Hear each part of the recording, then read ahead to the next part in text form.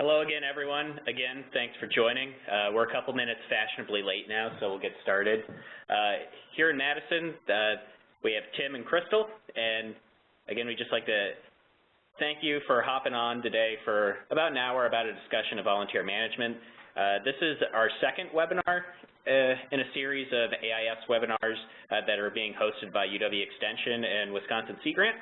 And afterwards, we'll be sending out a post-webinar survey to kind of get some ideas again on how this webinar went, and perhaps ideas on what our next topic should be. We have a short list that you guys all helped generate.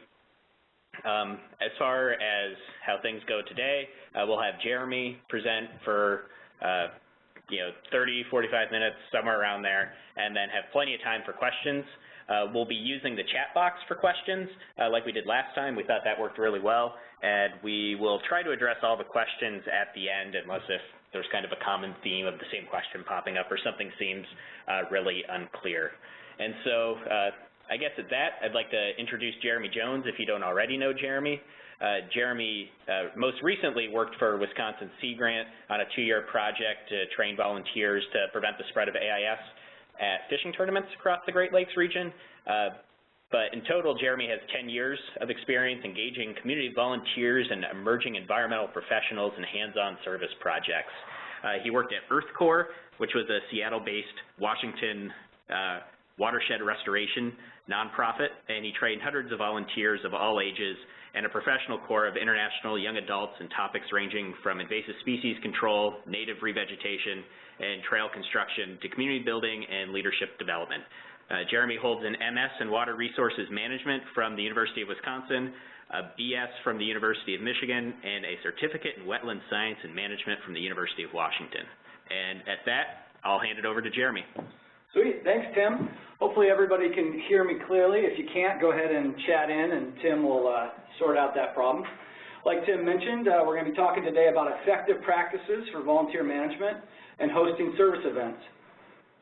Again, my background first started off at Earth Corps. I was there for about 10 years as a program manager. There we trained, we worked with about 10,000 volunteers every year, and I worked with some of those volunteers for the entire year. So I trained AmeriCorps and international volunteers to do hands-on service projects. And like Tim mentioned, I just recently finished up working with the Sea Grant program, and a lot of the examples you're going to see today come from the Sea Grant program from our grant project, which was to train support groups to prevent AIS spread at fishing tournaments. So that involved recruitment, training, and events. So we'll talk through that, and I'll use that as an example. So sometimes you'll see SG example, and that means a Sea Grant example, and I tried to pick that because I thought that was most relevant to you guys. But you'll probably also see a whole bunch of examples of trail building, native plant installation, and invasive removal as we go along. So here's our outline for our talk. Again, there's kind of 4 main areas that I see as important, and this, I didn't make this up, but I think this is maybe a United Way format or something that people use often to discuss volunteer management. First, of course, first step is planning. So with that, you have your goals in your recruitment, setting those. We'll talk quite a bit about that. You have preparing for your event, so it's the logistics of the event. You have conducting the event, either the days or the day of, and then you have follow-up. And that involves, of course, reflecting, evaluating, retaining those volunteers. I won't highlight too much on the follow-up side. We'll try to keep that a little bit lighter, and maybe you guys can address that in a different webinar setting, or we can do that through questions. Again, this is meant to be really broad. Normally I train my crews for, when I worked at Earth Corps, I would train them for at least 4 hours, and then a lot of them I trained for almost a full week on this stuff. So real broad, and hopefully it gives you a good entry into this volunteer management spectrum. So the first step, planning. So here on the right you can see the Sea Grant project I worked on. Here we have folks washing boats to prevent the spread of aquatic invasive species at fishing tournaments. But how do you get to that stage? So this is them actually doing the project. Well, it starts with the plan and the planning process. That begins 6 months to a year prior, maybe 3 months if you're really under a deadline. These winter months in Wisconsin are great for this. And the plan has sort of 4 main components. You need to set very clear goals.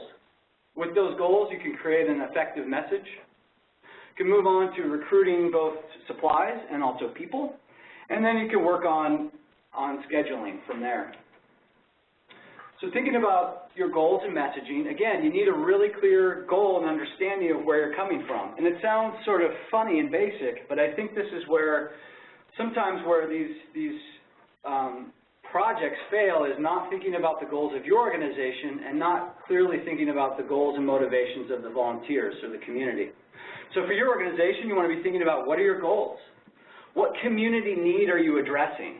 With the AIS, it's a little bit easier, but sometimes it's hard to communicate that. So you need to think clearly about what is that goal and what is that community need that you're addressing. And what do you hope to accomplish with those volunteers? On the community or volunteer side, you want to be thinking about why in the world would anyone care about this? Is this truly a community need, and why would they care? How can they benefit? And I don't mean fiscally, obviously, because that's probably not why people are volunteering, but what are the benefits they get from it? And that actually is a big driver, studies have shown, for why people volunteer. They do get a lot of benefits from it. And of course, how can they help, and what demographic is it appropriate for? All of this will drive your goals, and you may find that your goals, the reasons you're doing this start from grant requirements. That seems to be a big one these days. You might want to be educating and getting your message out there. That might be the simplest goal. A lot of times folks want to show an investment by the community, and they do that through involving volunteers. And lastly, what I found most of the time is communities need just a ton of help. It might be removing invasive species. It might be painting walls in a school. So you might need a lot of help. And you want to think about why do volunteers volunteer? What the heck motivates people? Well, there's kind of three main things. The first is self. They're trying to do something for themselves. Maybe it's the fulfillment they get from volunteering. Maybe it's the experience they're going to get from participating with your group. Maybe they'll get a job later from that. Maybe it's just to be outside. That's why I often volunteered and worked in service events. So the self piece is important for why people volunteer. Second piece of it is that folks, the fellowship piece. They get fulfillment from working with others. People like to be with other people. And that's actually a big reason people volunteer. And then the last one is beliefs. It might be part of the belief system, which is part of their faith, or it might actually just be part of their mission of what they're doing in their organization. Boy Scouts is a great example. I did that for years, and we always volunteered. Again, the whole point of this is to figure out how these two spheres overlap and to find your shared goals. So again, with your goals and messaging, figure out why you're doing this, and you want to find shared goals. What's the motivation of your volunteers, and what is the motivation of your organization, and where those overlap? Without that, you're not really going to get very far working with volunteers. So in the SG example, a Sea Grant example for goals, our goals were for our project, were to run a safe project, to have effective AIS prevention, to have a little impact on these fishing tournaments we were attending, to give some education to the anglers and to the volunteers. And the trickiest one is we really wanted it to be sustainable. We want folks to come back and do this on their own. So we had to train them to be standalone volunteers, which was very tricky. It's a big goal. Their goals, on the other hand, from the volunteers I worked with, were to, of course, stay safe. They wanted to have fun. They wanted to do effective service. Nobody wants to come out and waste their time. And their other goal was fundraising.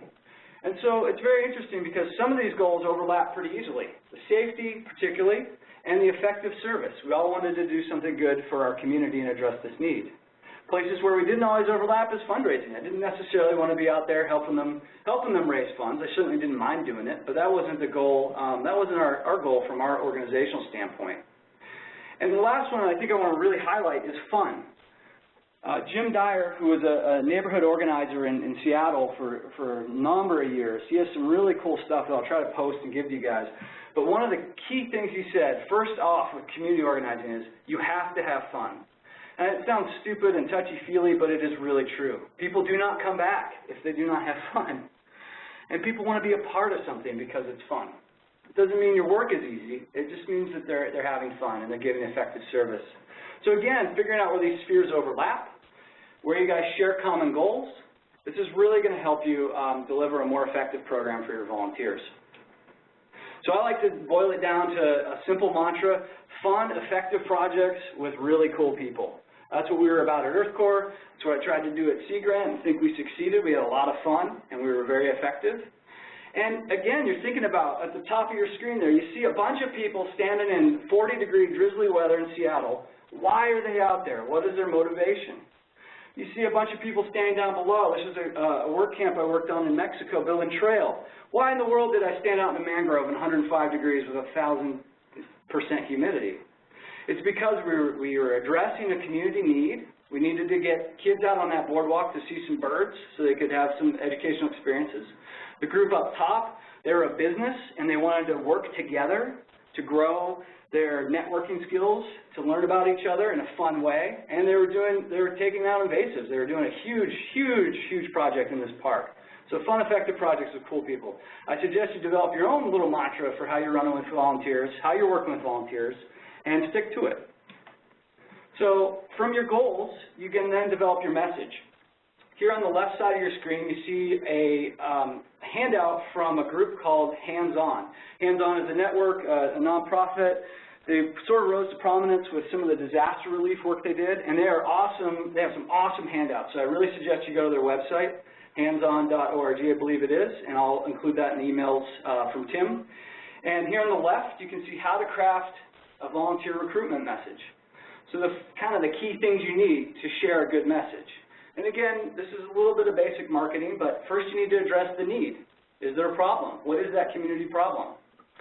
Here on the right, I have a kind of a chintzy example. Tim would probably laugh because he's done a lot better work designing stuff. But here on the right, you see something from our Clean Boats, Clean Tournaments project.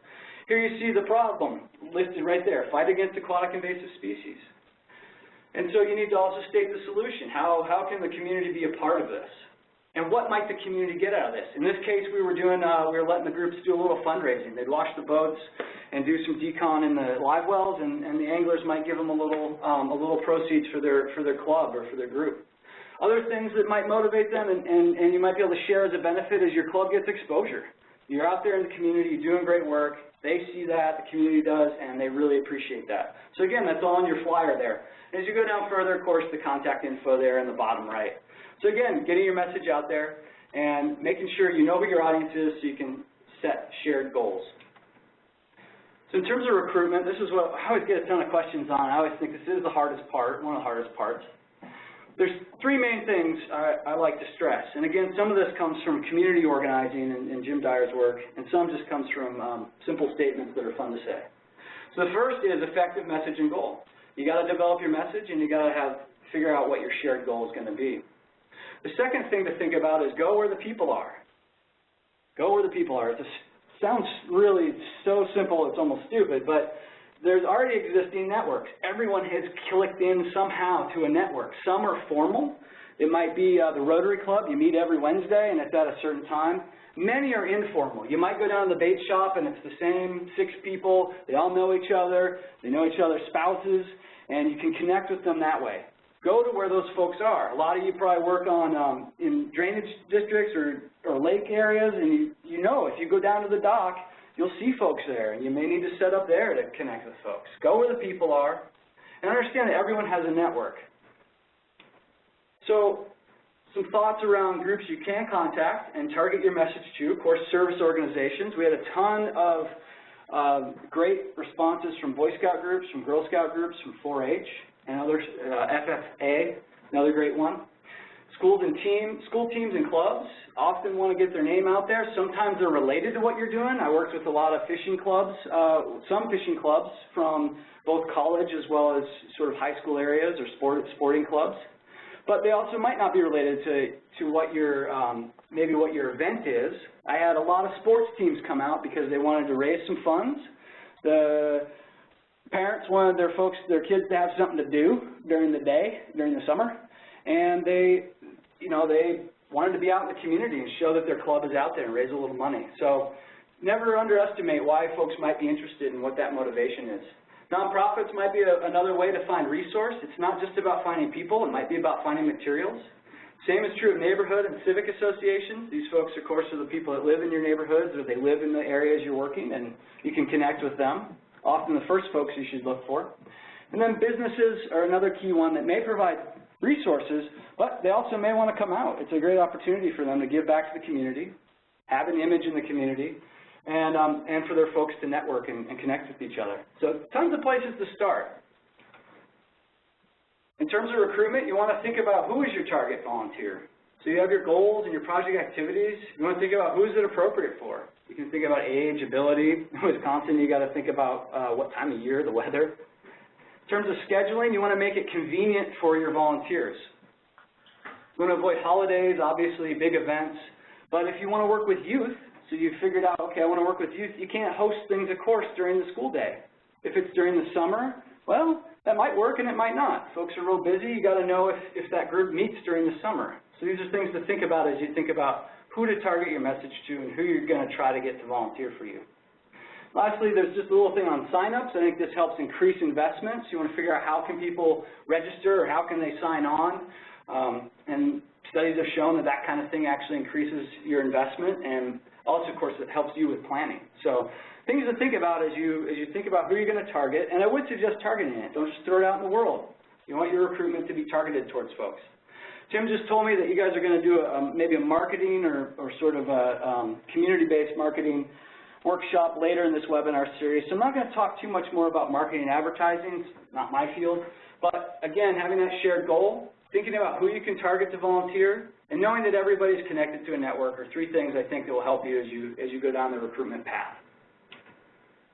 So for our Sea Grant example, for recruitment, we were really struggling to figure out how to find support groups. How do we get people invested in this? So we had a brainstorm session with all the Great Lakes staff, and we came up with 4 main ideas. We realized that, wait, tournament directors, those guys hosting these fishing tournaments and women hosting these fishing tournaments, were a great resource. They're excited about what we're doing. They know it helps them. Doesn't cost them really anything except a little bit of time, and they really helped us out. Chamber of Commerce came through almost every time we called them or talked to them because they were connected. They were the people that were in that network and could help us out. And, of course, we talked about these other 2, and got to give respect to all the local AIS coordinators or clean boats folks in the different states. So after you've planned and you've done your recruitment and you have a great goal set up and you can share that goal with people and get them excited about it, you need to prepare. So you need to get all your bobbers in a bin. And this happens 3 months to a week prior. And you're going to prepare sort of these 5 different things: your project activities, you're going to do a site visit, secure materials, we're going to think a little bit about safety and liability, and you're going to prep your volunteers and event staff. Whole goal here, again, is to think about creating a system, something you can repeat over and over again that is more something you can just go through and check off rather than creating something new every single time. So for your project activities, of course, you have your broad goals, but you want to be thinking about what are your project goals? What are we going to accomplish at this event? Make it succinct as possible, as clear as possible. After that, you want to subdivide. We're always subdividing into smaller roles or stations. So you might take some certain tasks and divide them out. So for example, you'll see in the Sea Grant example, we had 3 stations that people would work at. One of them was inspection. This is the AIS coordinator at the time up near Door County, Oconto areas. And you want to figure out what is the work you need to accomplish, how many people is it going to take, and what's the time required for it. And you want to be thinking the whole time, who are your volunteers, so that you make it appropriate for their age, their ability, that kind of thing. You'll be thinking about timeline. You're probably going to have a set amount of time you're going to have these folks work, and you want to correlate that to the activities that you're going to do, the stations that you're going to have, knowing that switching tasks might actually help people relax and maybe reduce fatigue during the day. So you might switch at lunch or when you take a break and do a different activity. So you need to be a little flexible with that and know your volunteers. Lastly, you want to be visualizing project success. So it's a bunch of words to say you need to know what it's going to look like. You need to be able to share that vision of what it's going to look like at the end so that your folks can buy into that and they can enjoy that. They have to be able to see what they've done at the end, or you have to be able to express somehow to them how they finished and what success should look like. And lastly, you want to always be thinking contingency tasks. Timing-wise, you may have volunteers that are just blow through a bunch of the work that you had planned, and on the other hand, you may find that weather or other events change what you need to do. So you need to always think a little bit about a backup plan. Again, this is a project checklist.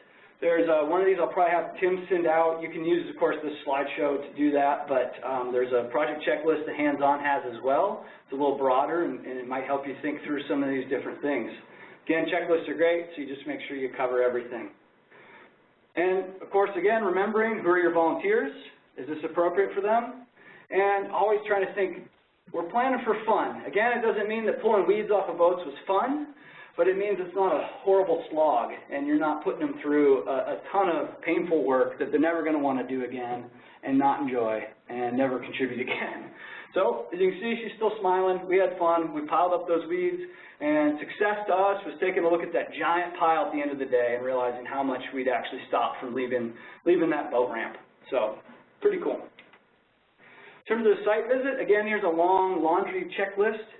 Site visit would be you go out, especially if you're doing a field-based activity, but even if you're going to work with a school or give a presentation to them and maybe do a little activity with them, you want to go out and visit with them. In terms of a field, and this is a little more oriented towards the field, you want to confirm your driving directions first off. Nothing is more embarrassing than sending people to the wrong site. You might want to also see if you have cell phone service. It's pretty critical where I was working before. You want to secure access permissions and property boundaries, so if you can't figure it out while you're on site, better go back, of course, and find your mapping and contact folks that might know. You'll develop a list of questions or further things you need to follow up on from the property owners or the operators of the, say, the park or the marina or wherever you're working. A couple of safety levels to think about as you're walking your site and thinking about your work. Urban hazards, I've listed some there. There certainly were a lot in Seattle. And then natural hazards, things that you may not think about as a grown adult, but could be very hazardous to those that are allergic, those that maybe are younger or have different abilities.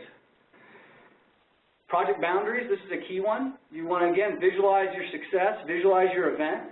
What is the boundary? Can you put flags up and show where you want people to start and stop? Can you, will you have enough space? Is there too much space?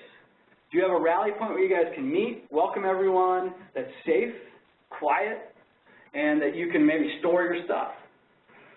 Is it going to be easy to communicate across this space and or travel?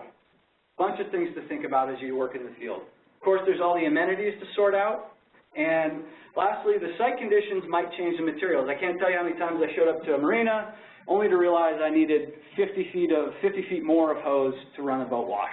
So the materials may change based on the site conditions. Again, here's just a sort of a very brief list that you might think to bring with your materials. Of course, some safety information, signage, both for whatever event you're running, but also so your volunteers can actually find you. Some more safety stuff, water, sunscreen, bug spray. Forms we'll talk about a little bit more. Of course, any of the project-specific materials. And you want to figure out ahead of time who's bringing those materials. I've shown up and folks that I thought were bringing those, oh, I thought you were bringing it. No, I thought you were bringing that. Oh, we have no hoses. We can't run the event. So you want to figure out who's bringing those.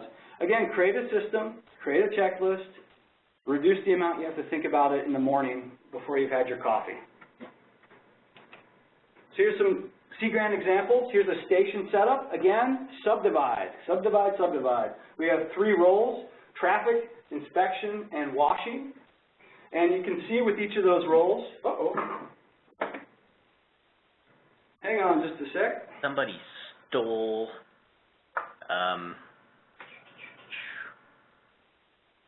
somebody stole control, because, there we go.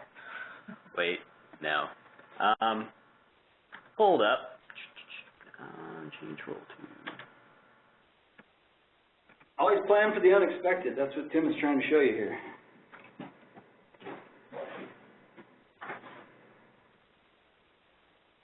Is that going to work? I think so. Can everyone see Jeremy's screen again? If you could chat box in.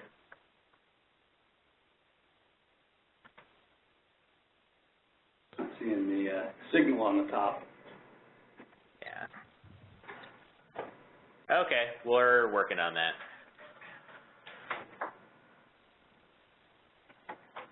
Huh?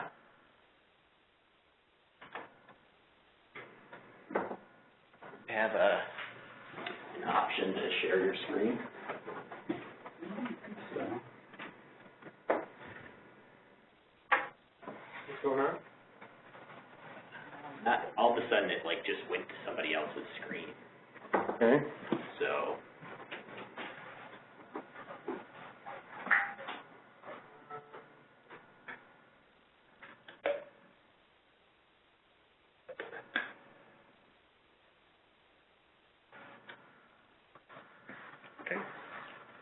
We're back up. Sweet.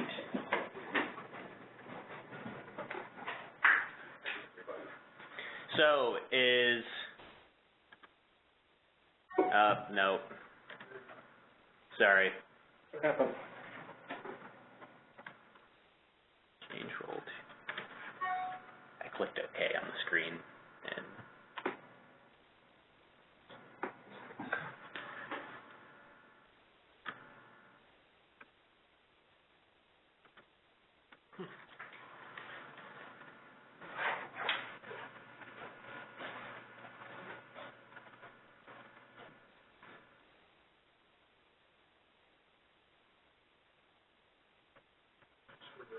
yes. Okay.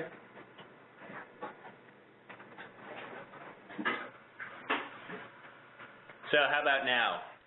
Are we? Look at sharing. What's that? Doesn't look like it's sharing. Folks, text in if you can see it or not. Let Tim know. Yeah.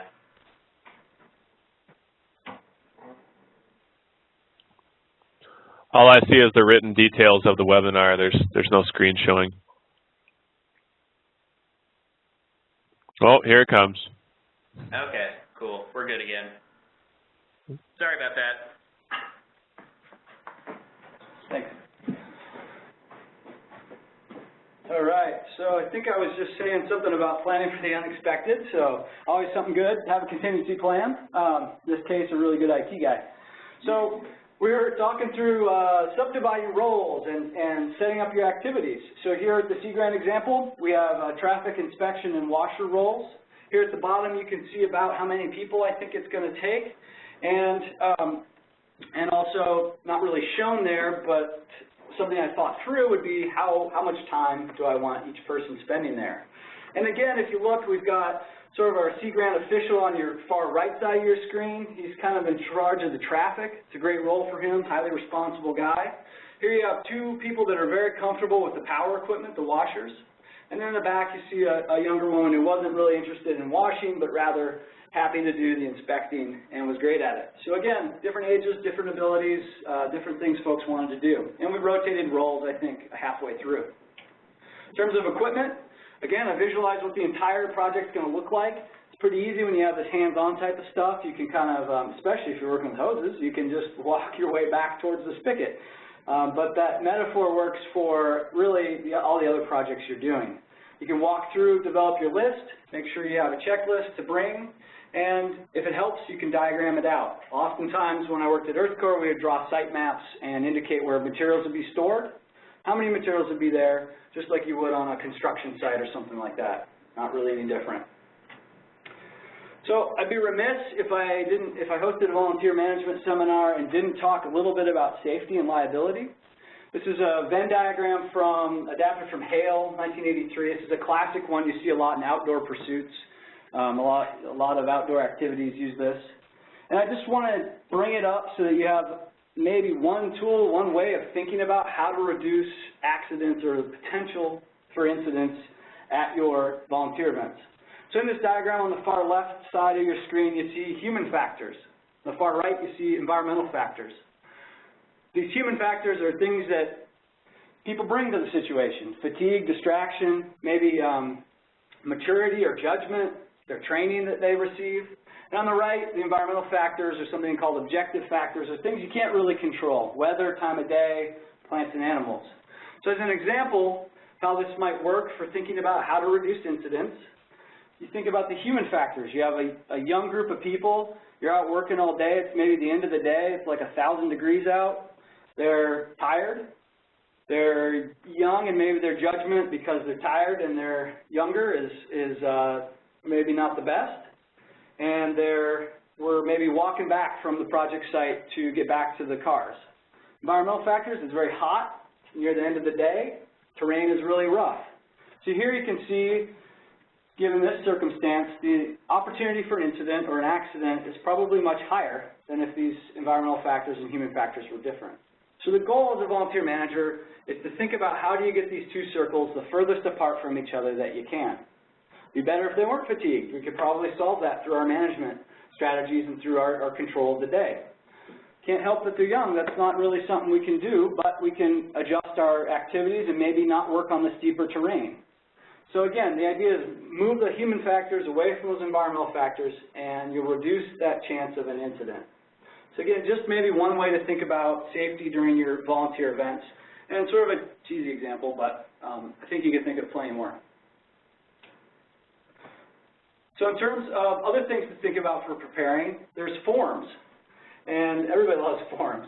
The volunteer form basics, and I don't think I'll exit the screen to show you the volunteer forms I have brought for you today, but we'll send those out over email. You have the basics of what should be on a volunteer form will be a liability waiver, something saying that our group or our organization is not liable. Second thing you'll probably see is insurance info, whether your organization carries it or not. Third thing you'll often see is first aid. It's usually saying if first aid is needed, again, the volunteer will not hold you accountable. And lastly is an assumption of risks, and it will have a list of what maybe some of the basic activities you're going to be doing for that day. That stuff's kind of dull. It's very important. I'm not a lawyer, so I would say defer to the folks that you're working with, whoever maybe owns the land, operates the property. If you're at DNR, you have a lot of expertise there. So I would go to those folks to figure out what you need on your volunteer form. But the last two are pretty critical, in my mind, that you can really control as a manager, and that's the photo use clause. So you need somewhere on there that says we can use your photo. And, of course, parent guardian information for anybody under 18. So you may need to secure this ahead of time. You may need to send this form out and have your group sign this before they come out to volunteer.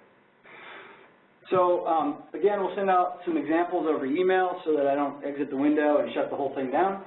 But these are the different forms, different things that you'll see on a volunteer waiver typically. Lastly, the volunteer sign-in sheet, really this is more about data for that day. So tracking people, hours, accomplishments. And here's an example from our Sea Grant project. So again, on the far left, you see volunteers can sign in in the boxes. You get a little contact information so that you can revisit them later. That's pretty critical. And at the very bottom, you see the event accomplishments. It's just a spot for you to record what you've done, and I think it's much easier to do it the day of. Again, create systems so that you don't have to do the work later. You don't have to remember any of this stuff when you're hot, tired, sleepy, that kind of thing. Last thing in preparing is prepping volunteers. So you need to communicate your pre-event information.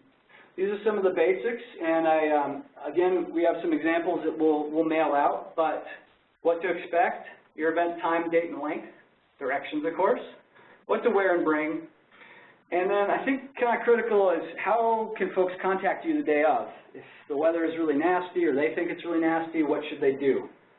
And make sure you know who the group leader is. I think this part sometimes gets missed. But make sure you're talking to the leader and someone who's going to communicate to the rest of their folks if you're not working with, if you're only working with one group. Something key to think about. Again, I think the basic rule here in orange at the bottom of your screen is include people early and include people often. So if you think they need to be involved and they think they need to know about the event, then do it early, do it often. You can't go wrong by letting folks know about what's going on. And so that's true for the event staff, the site staff, and maybe even your own staff if you're managing more than one person or one volunteer leader. So conducting, finally after all that planning and preparation, you're ready to conduct your event. This is the week of, the day of. Some key things here are just setup, orientation. I'll share with you a few tips, and then we'll talk a little bit about the wrap-up. So again, for setup, I think it's key to arrive early. If you're doing a field project, of course you want to go out there and make sure that field project, that site, still looks like it did when you left after your site visit. I have gone out time and time again, and things have changed. Areas have been flooded. People have stolen my materials. Trees have fallen down. Water source I thought was existed got turned off, that kind of stuff. So arrive early, and then you can solve those problems before folks arrive. Proper signage and directing folks to your meeting area, your volunteers that is pretty critical, so you want to make sure you set that up. And if there's any steps you can take that will make explaining your tasks or setting up your stations easier, do that right away.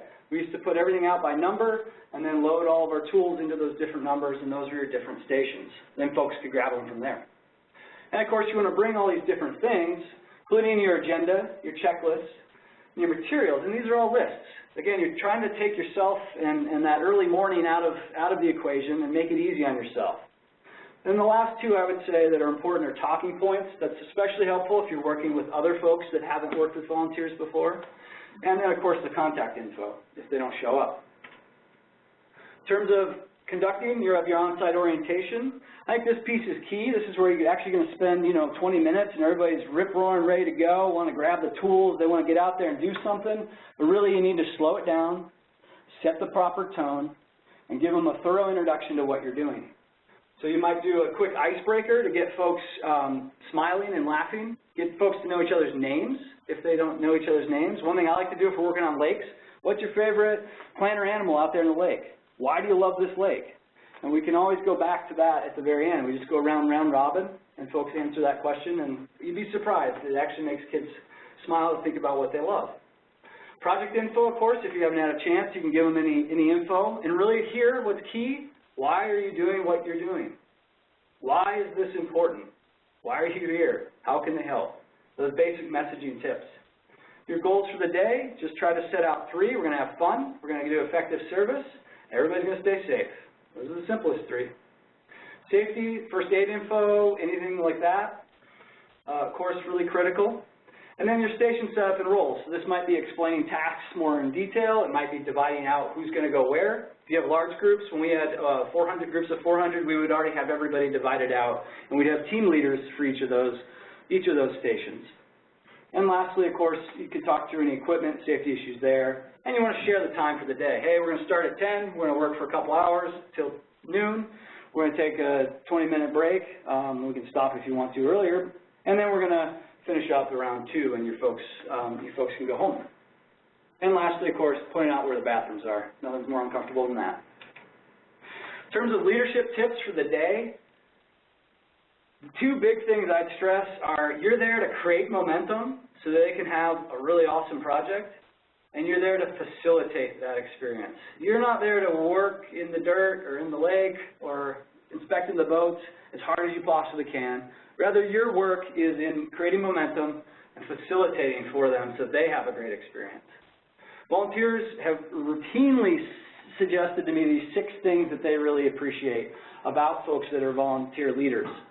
First is about giving directions. You need to be directive, you need to be concise, which maybe I'm not modeling well here, but you guys can be the judge.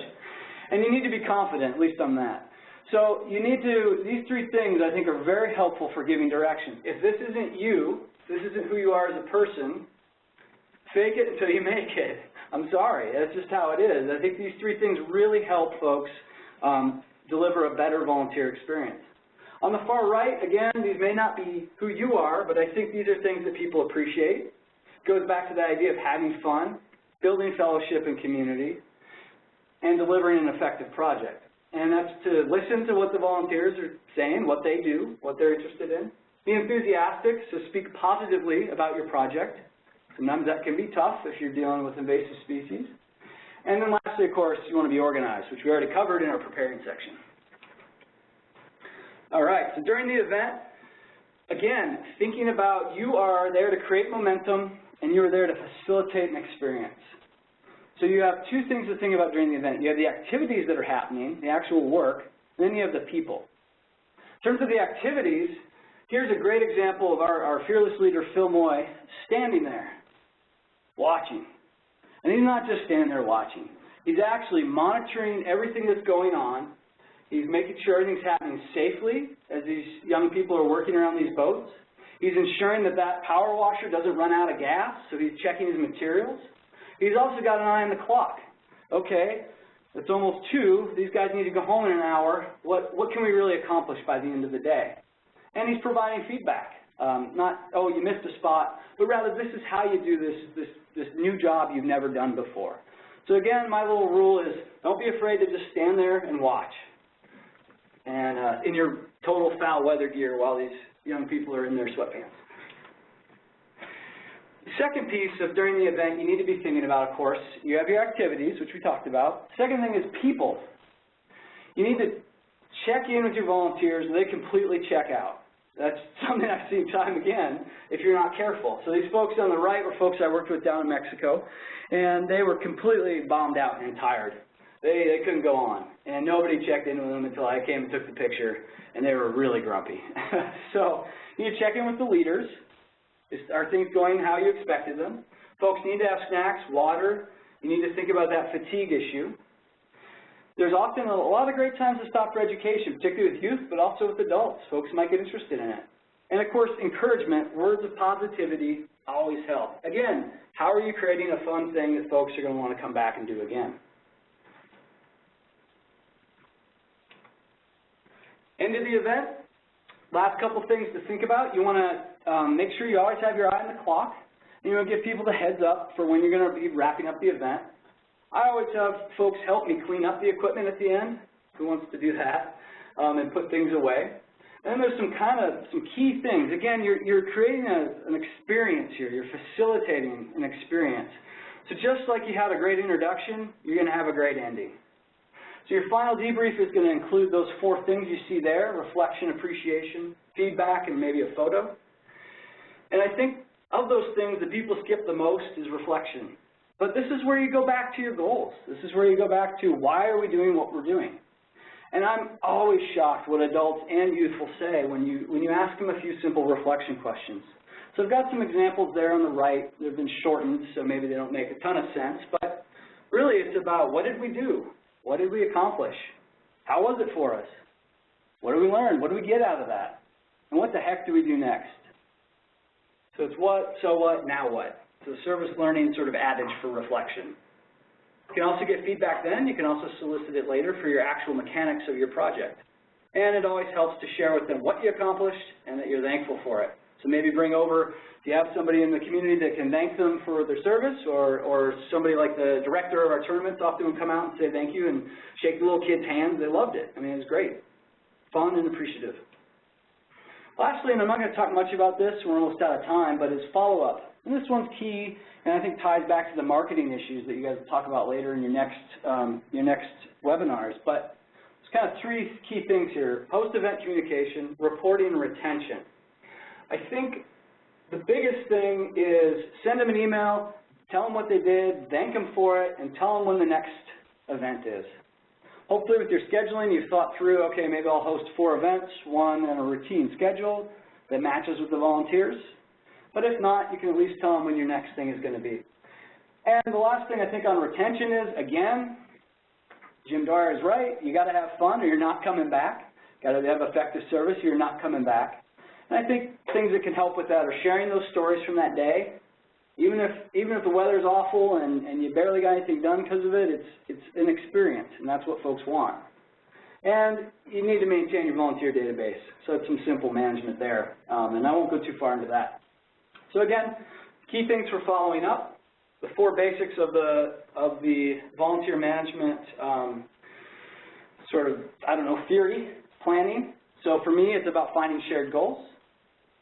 Preparing, creating systems, and visualizing success so that you can share that with your volunteers and you're not overthinking it the morning of drinking your coffee. Conducting your service event, and it's all about you are the facilitator, you're setting something up, an experience, and you're having fun. And lastly, following up is sharing your story. And there's a lot of material out there in terms of marketing on how to do that.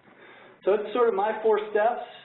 My take on it from managing volunteers outdoors for a very long time, and things you want to think about as you move on. A couple next steps: you can revisit your goals and message.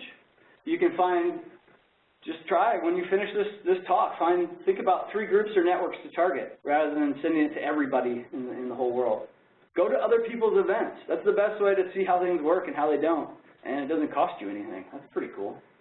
And then lastly, there is a group called Volunteer Wisconsin. I noticed they are hosting another set of webinars. If you're a webinar junkie, you can get on there, and they actually do this in a 4-part series. You can imagine it's kind of similar to the 4 parts I just presented here, and you can check that out.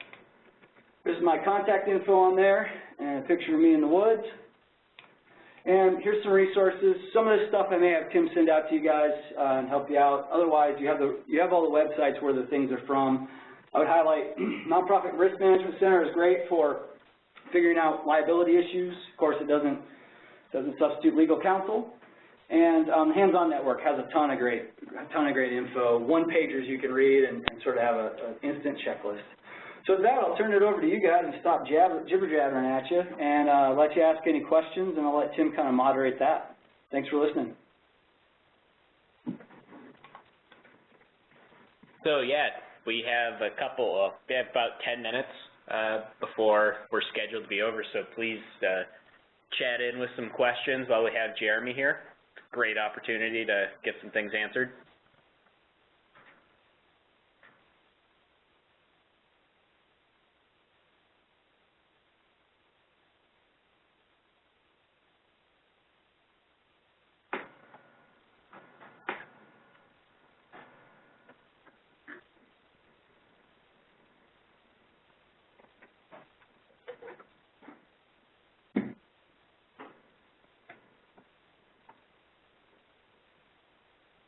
So we have a question. All right, way to go, folks.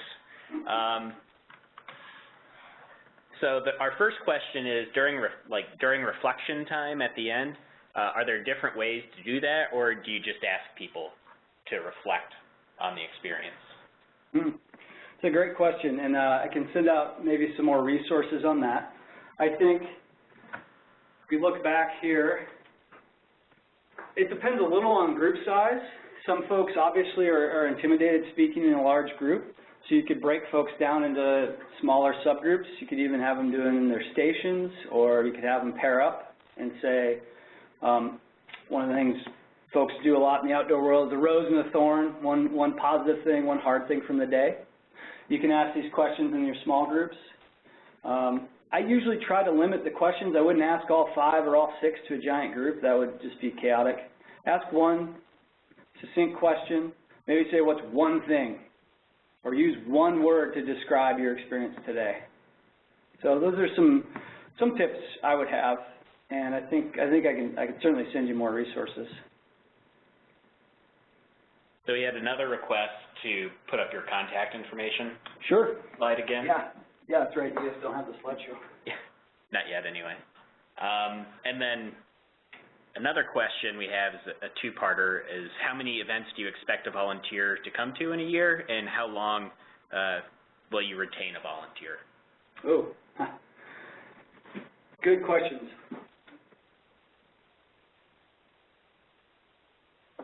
Give the same answer I gave my students when I taught. It depends. Everybody hates that answer. The first question was how many events. It depends a little bit on the group. I found that working with youth groups, I mean, you could get them out a couple times, but it's a lot of momentum. You know, you're relying on parents to deliver them there and work with them, and they appreciate that they're doing that work, but I think they get burned out. So I've had groups come 2-3 times if they're youth groups. Adults, it can really vary, and it varies by demographic a little bit, and that's, I think, another webinar. But one thing I think you can do to get folks out longer and more often is to fit it to their schedule. For example, I worked for the city of Kirkland. We did a bunch of events, which is out in Washington State. We did a bunch of events where there was a group of neighbors really interested in working on Thursday mornings. Nobody works on Thursday mornings except those folks, and they were excited to work together. The fellowship piece, they wanted to kind of have their own thing. They were motivated to come at a set schedule, so they came every Thursday, and we did, I think, 6 or 8 events, so 6 or 8 months of that. So they came that often. So your age, your other demographic factors, I think, are going to play into that. So there's no easy answer to that one, but I hope that gives you some ideas of what to do. Good question. So one last chance while we have Jeremy here.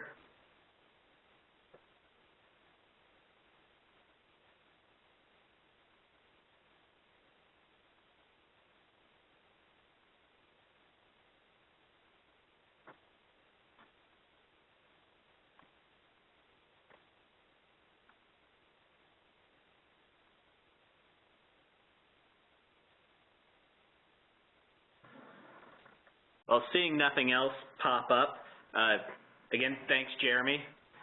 for coming and helping us out today, and thank you again, everyone, for hopping on the webinar. Again, we'll follow up with Jeremy's slides, any other supplemental information he has, a post-webinar survey to help us make the experience a little bit better. And hopefully we will send out a date and time for our next webinar to happen here soon. So, oh, yes, and we've worked out some of the kinks in having these recordings available online, and so we have our first recording from the social media webinar that was just posted to YouTube, so we will send those out as soon as we figure out where we want to post them and have them be accessible, but we now have a method to do that, so you'll see those recordings here soon. So thanks, everyone, and have a good Wednesday.